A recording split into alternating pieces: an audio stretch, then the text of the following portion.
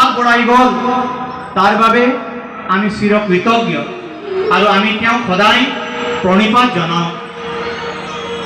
মহাপুৰুষ শ্ৰীমন্ত শংকৰদেৱে কৈছিলে, ব্ৰহ্মা আদি কৰি জীৱ যত ৰাম ৰাম ৰাম ৰাম ঘুমটি তুমি হে সুচন ধরা কর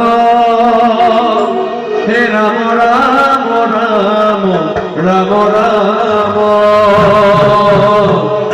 আমি অচেতন নিয়োগ নাথ জগা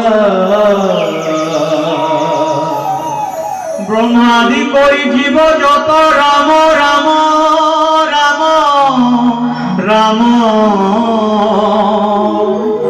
মায়া খোজা মাঝে আশয় ঘুমটি যায়।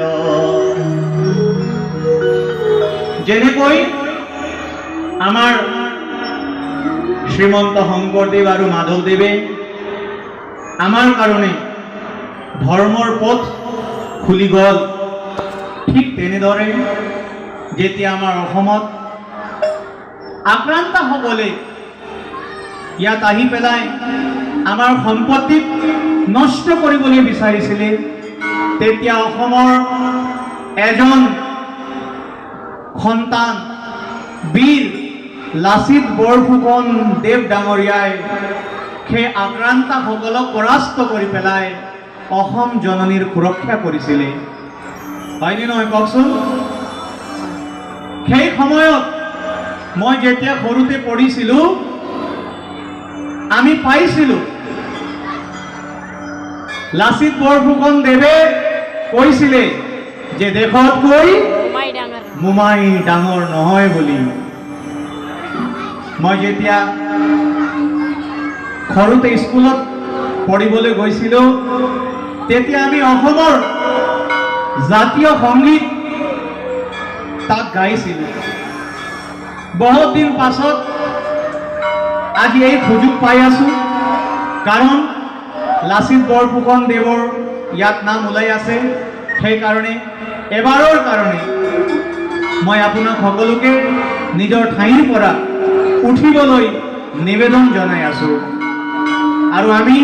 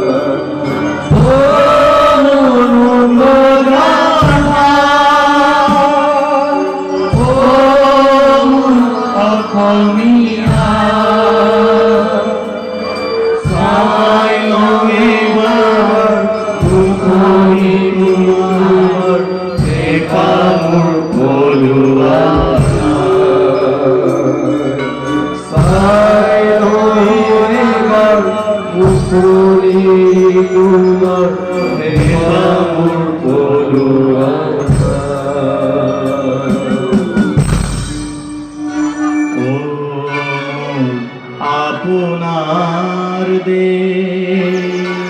জয় আয় অসম, জয় আয় অসম, জয় আয় অসম। এতিয়া সকলোৱে নিজৰ ঠাইত বহিব।